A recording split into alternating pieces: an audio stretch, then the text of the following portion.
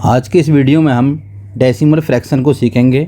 यानी decimal fraction की बहुत सी ऐसी छोटी छोटी बातें जो हमको पता शायद ही हों, ऐसी बातों को हम सीखेंगे। तो देखिए, डेसिमल फ्रैक्शन को हिंदी में दशमलव भिन्न कहते हैं। इसकी डेफिनेशन देख लीजिए कि वे भिन्न जिनका हर 10 की घातों के रूप में होता है उन्हें हम डेसिमल भिन्न कहते हैं। जैसे 7/10, 7/10 को हम लिखते हैं 0.7।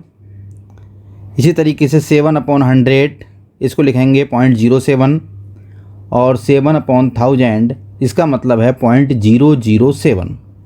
तो देखिए 7/10 यानी 7 का 10th भाग यानी 10वां भाग, यानी किसी नंबर का 10वां भाग उसका एक पॉइंट लगाने के बाद में प्राप्त होता है। जैसे 7 है, 7 का 10वां भाग जो हुआ वो 0.7 हुआ। इसको हम दशांश भाग भी कहते हैं या इंग्लिश में हम इसको 10th बोलते हैं। इसी तरीके से 7 का जो 100वां भाग है ये 0.07 है और इसको हिंदी में हम शतांश भाग कहेंगे और इंग्लिश में इसको 100th कहेंगे। इसी प्रकार 7/1000 का जो सॉल्व करने पर आया वो 0.007 है। ये 0.007 जो है ये आपकी डेसिमल फ्रैक्शन है यानी दशमलव भिन्न है। और ये जो है 7 का यानी ये 7 नंबर जो है इसका ये 1000वां भाग है। यानी इसको लिखने का तरीका 7/1000 का मतलब 7 का ये 1000वां भाग है और इसको हम सहस्त्रांश भाग या 1000th भी कहते हैं। तो भिन्न जो होती है वो ये जैसे 7/10 है ये तो भिन्न है। अगर हम इसी को दशमलव में लिख दें यानी 10 से 7 को डिवाइड करके यदि जो नंबर प्राप्त होता है तो वो हमारी डेसिमल फ्रैक्शन है यानी दशमलव। तो आपको दशमलव भिन्न से संबंधित आज बहुत सी बातों का हम जानकारी देंगे। इसके लिए हमारे वीडियो में आप बने रहें। अब आइए चलते हैं दशमलव भिन्न का पढ़ना यानी दशमलव भिन्नों को किस तरीके से पढ़ा जाता है। चूँकि आप लोग वैसे ही समझदार तो हैं, या कुछ लोग ऐसे होते हैं जो पढ़ना तो बहुत अच्छी तरीके से जानते हैं परंतु ये नहीं पढ़ पाते कि दशमलव भिन्नों को किस तरीके से पढ़ा जाता है। जैसे आपका ये देख लीजिएगा, फर्स्ट यहाँ पर 35.25 लिख रहा है। तो मैंने बहुत सौ को देखा है कि वो क्या पढ़ते हैं 35.25, जबकि ये बिल्कुल रॉन्ग तरीका है। या यहाँ पर देखिए सेकंड पॉइंट में इन्होंने दिया है 4.705, इसको क्या पढ़ते हैं कि 4.705। तो ये बिल्कुल गलत तरीका पढ़ने का। इसमें 2 भाग होते हैं भिन्नों के, एक भाग पूर्णांश होता है और एक भाग जो होता है वो अपूर्णांश होता है। तो देखिए इसमें जो दशमलव से पहला यानी दशमलव के पहले जो अंक होते हैं वो होते हैं पूर्णांश। तो यहाँ पर 35 जो है ये पूर्णांश है और जो ये 0.25 है ये अपूर्णांश है। तो इसलिए दशमलव भिन्न के आप देखिए 2 भाग होते हैं, एक पूर्णांश और एक अपूर्णांश। तो पूर्णांश हुआ 35 और अपूर्णांश हुआ 0.25। तो इसको पढ़ने का तरीका क्या होता है 35.25। इसी तरीके से देखिए सेकंड क्वेश्चन में 4.705 है, इसको पढ़ने का तरीका है 4.705। इसमें पूर्णांश 4 और अपूर्णांश जो हुआ वो 705 हुआ। इसी प्रकार थर्ड क्वेश्चन में 3.005, इसमें 3 जो है वो पूर्णांश है और 0.005 जो है वो अपूर्णांश है। तो आप समझ गए होंगे कि 35 पूर्णांश 0.25 अपूर्णांश। तो इसको पढ़ने का तरीका 35.25। इसी तरीके से सेकंड क्वेश्चन में 4 इसका पूर्णांश है और 0.705 जो है ये अपूर्णांश है और इसको पढ़ने का तरीका 4.705। इसी तरीके से थर्ड क्वेश्चन में है, इसको पढ़ेंगे 3.005। तो ध्यान दें कि कोई भी दशमलव भिन्न है यानी जैसे आप यही ले लीजिए 35.25, इसमें 35 जो है ये तो पूर्णांक है। तो 35 को लिखने का तरीका ये हो गया 35 या 35 को हम लिख सकते हैं 30 + 5। ये इसकी एक्सपेंडेड फॉर्म हो गई, या यूँ कहें कि प्लेस वैल्यू जो निकलती है वो इसी प्रकार निकलती है किसी भी नंबर की।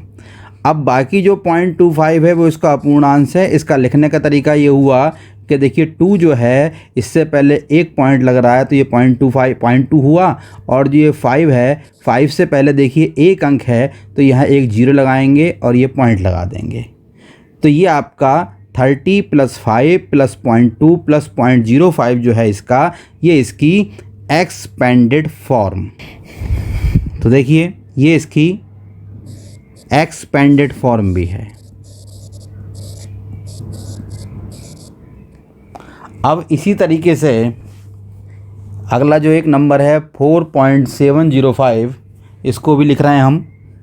तो देखिए 4.705, इसमें 4 जो है ये पूर्णांश और 0.705 जो है ये अपूर्णांश हुआ।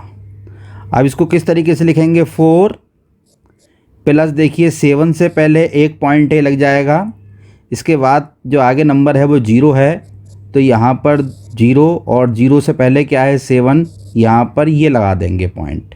वैसे इसकी कोई वैल्यू नहीं हुई, परंतु हम यहाँ पर लिखने का तरीका बता रहे हैं तो इसको आप सीख लें।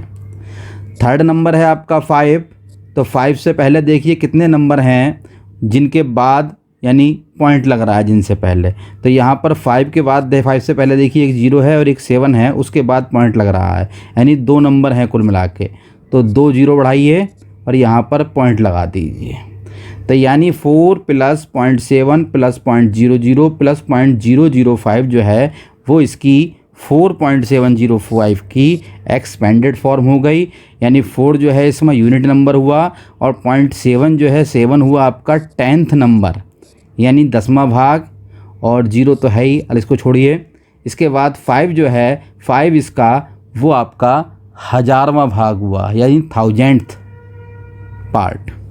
अब आगे जो लास्ट वाला है उसको चलते हैं 3.005। इसमें देखिए 3 जो है वो आपका पूर्णांश है और 0.005 जो है वो अपूर्णांश है। तो आप ये देखें एक्सपेंडेड फॉर्म इसकी, तो यहाँ पर 0 से पहले एक पॉइंट है, इसको नहीं लिखेंगे, यहाँ भी 0 है, बस यहाँ पर जो नंबर है हमारा वो 5 है और 5 से पहले कितने 0 हैं, ये 2 0 हैं, इसलिए ये इसकी एक्सपेंडेड फॉर्म हो गई। इसी तरीके से 2-3 क्वेश्चन और एक्सपेंडेड फॉर्म के दे रहा हूँ, उनको भी समझ लें फिर आगे चलते हैं। देखिए क्वेश्चन है 42.371, इसमें इसका पढ़ने का तरीका 42.371 और इसको हम एक्सपेंडेड फॉर्म में लिखेंगे तो 42 अलग कर दीजिए और 0.371 अलग कर दीजिए। आप यहाँ देखिए कि 42 को हम लिख सकते हैं 40 + 2 और यहाँ पर 0.3 है तो 3 से पहले एक पॉइंट, उसके बाद आता है 7 से पहले एक नंबर है तो यहाँ पर एक 0 बढ़ाएंगे, पॉइंट लगाएंगे। इसी प्रकार लास्ट में जो 1 आया तो यहाँ पर 1 से पहले जो हमारे हैं 2 नंबर हैं, यह तो 2 0 लगाएंगे और ये पॉइंट लगा देंगे, तो ये इसकी एक्सपेंडेड फॉर्म आ गई। अब 3.125 इसको सॉल्व करें तो देखिए 3 + 0.125 ये एक्सपेंडेड फॉर्म है। लिखने का तरीका वही आपको जो बताया था अभी कि 1 से पहले पॉइंट, यहाँ पर इसके बाद 2 है तो 2 से पहले एक ही नंबर है यानी 1 है, तो यहाँ पर वो एक 0 लगाएंगे और पॉइंट लगा देंगे। इसके बाद है 5, तो देखिए 5 से पहले कितने अंक हैं, 2 अंक हैं, तो 2 0 लगाकर पॉइंट लगा देंगे। तो इस तरीके से ये आपका ये एक्सपेंडेड फॉर्म आ जाती है। चलिए आगे चलते हैं। चलिए 2 संख्याएं हैं जिनका हम प्लेस वैल्यू या यूँ कहें स्थानीय मान ज्ञात करेंगे। तो देखिए 4.06785 है, तो यहाँ पर हमें 8 की प्लेस वैल्यू निकालनी है और यहाँ पर हमें 9 की प्लेस वैल्यू निकालनी है। तो देखिए सबसे पहले इनको एक्सपेंडेड फॉर्म में लिख दें चाहें तो, और नहीं चाहें तो वैसे भी निकाल सकते हैं। आप ये देखें ये 4 अलग है और ये अलग है, यानी कहने का मतलब ये है कि हमें जो वैल्यू निकालनी है वो 8 की निकालनी है। तो 8 से पहले आप ये देखिए ये कितने नंबर हैं, यानी एक ये वाला 2 और एक ये 3 नंबर, यहाँ पर पॉइंट लग रहा है। इस 4 से हमारा कोई मतलब नहीं है, तो यहाँ पर जो है वो 8 की प्लेस वैल्यू ये आ गई 0.0008। इसी प्रकार 9 की प्लेस वैल्यू निकालनी है यहाँ पर, तो 9 से पहले देखिए कितने अंक हैं, 1 2 3, तो 1 2 3 यहाँ पर हम पॉइंट लगा देंगे तो ये 9 की प्लेस वैल्यू आ जाती है। कोई भी नंबर ले लें, सपोज कीजिए एक नंबर ये है यहाँ पर हमें 2 की प्लेस वैल्यू निकालनी है। तो 2 के प्लेस वैल्यू निकालने के लिए 2 से पहले देखिए पॉइंट के बाद और 2 से पहले कितने नंबर हैं, तो 1 और 2 नंबर हैं, तो यहाँ पर पॉइंट लग जाएगा। ये आपकी 2 की प्लेस वैल्यू आ गई। चलिए अब इन नंबरों को साइंटिफिक मेथड या वैज्ञानिक पद्धति में निकालेंगे। तो देखिए एक नंबर है यहाँ पर 3,25,000, इसको हमें पावर में लिखना है, यानी वैज्ञानिक पद्धति में लिखना है। तो इसे लिखने के लिए आप ये देखिए यहाँ से इकाई के अंक से यानी यूनिट नंबर से हम काउंट करना शुरू करते हैं। तो देखिए 1 2 3 4 5, हम पॉइंट जो लगाएंगे वो 1 डिजिट के बाद लगाएंगे, यानी 3.25। और यहाँ से यूनिट नंबर से इकाई नंबर से कितने नंबर ले गए या कितने अंक ले गए, तो ये 1 2 3 4 5 अंक ले गए, तो इसको लिखेंगे 3.25 मल्टीप्लाई 10 की पावर 5। आगे देखिए 423.25, हमें एक के बाद ही पॉइंट लगाना है। तो यानी कहने का मतलब ये है कि हमने ये पॉइंट जो है ये 2 अंक यहाँ को लिया, यानी 4.2325। तो कितने अंक लिया हमने, 2 पॉइंट लिया, तो यहाँ पर हम पावर चढ़ा देंगे प्लस की 2। अब देखिए ध्यान दें 0.0000325, जब भी हम डेसिमल को यानी कहने का मतलब ये है जब भी हम डेसिमल एक पॉइंट के बाद लगाएं, यानी अगर हम लेफ़्ट से राइट की ओर चलें तो पावर हमेशा माइनस में इंक्रीज होगी, यानी माइनस में आएगी। और यदि राइट से लेफ़्ट की ओर चलते हैं तो पावर जो है वो हमेशा प्लस में आएगी।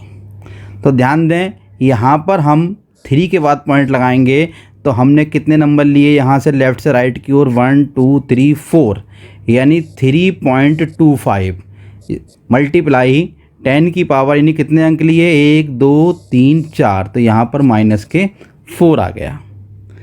इसी तरीके से यहाँ पर देखिए हमें 7 के बाद पॉइंट लगाना है, 7.89, तो यहाँ पर 1 2 3, यानी 3 अंक के बाद हम पॉइंट लेंगे, तो ये 10 की पावर -3 हो जाएगा। यानी पावर के बारे में डेसिमल नंबर के आप लोग समझ गए होंगे।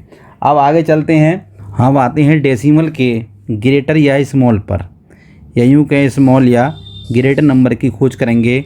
देखिए यहाँ पर 4 एग्जाम्पल दिए हैं, इन 4 एग्जाम्पलों में ये देखेंगे कौन सा नंबर बड़ा है और कौन सा छोटा है। तो देखिए सबसे पहली बात, आप पॉइंट के बाद यहाँ देखिए 2 अंक हैं और यहाँ पॉइंट के बाद 3 अंक हैं, तो सबसे पहले हम बराबर बराबर अंक कर लेते हैं, यानी 1 2 3 अंक यहाँ पर हैं, यहाँ पर 2 अंक हैं, तो ये हम 0 लिखेंगे।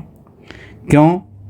क्योंकि ध्यान दें पॉइंट के बाद यदि कितने भी 0 हैं वो हमेशा 0 जो हैं वो बेकार होते हैं, उनका कोई महत्व नहीं होता यदि कोई नंबर वहाँ पर नहीं है। अब जैसे 0.05 है, इसके बाद कितने भी 0 लगा दीजिए कोई फ़र्क नहीं पड़ेगा।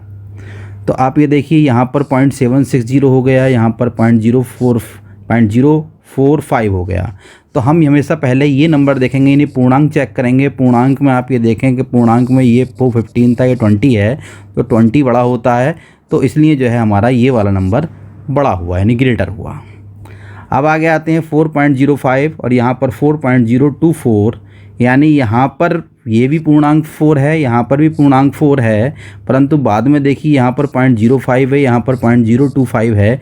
तो सबसे पहले तो ये देखिए 1 2 3, यहाँ पर 2 नंबर हैं, यहाँ पर 3 हैं, तो पहले यहाँ पर 0 बढ़ाकर बराबर बराबर कर लीजिए, यानी दोनों बराबर हो गए। अब आप ये देखिए यहाँ पर 5 0 है, यहाँ पर 2 4 है, तो 5 0 जो है बड़ा होता है 2 4 से, तो ये वाला नंबर हमारा ग्रेटर हुआ। इसी तरीके से देखिए 35.001, यहाँ पर 35.01 है, तो यहाँ देखिए ये बराबर हैं दोनों। अब अपूर्णांक देखिए 1 2 3, यहाँ पर 2 हैं, तो पहले एक 0 बढ़ाएंगे, बराबर करेंगे, तो बराबर करने पर देखिए ये 0.001 है, ये 0.1010 है, यानी ये 10 है और ये 1 है। तो आप देखिए बड़ा कौन सा हुआ, बड़ा आपका ये 10 हुआ, तो यानी ये वाला नंबर ग्रेटर हुआ। अब आगे चलते हैं 0.07, यहाँ पर 0.007, तो पहले वही करेंगे जैसे अभी करा था कि हम अपूर्णांक जो है बराबर कर लेंगे। यहाँ पर 2 अंक के बाद 2 अंक से पहले दशमलव है, यहाँ पर 3 अंक से पहले दशमलव है, तो बराबर करने के लिए पहले इसमें हम एक 0 बढ़ाएंगे और 0 बढ़ाने के बाद आप ये देखिए ये भी 3 अंक हो गए, ये भी 3 अंक हो गए।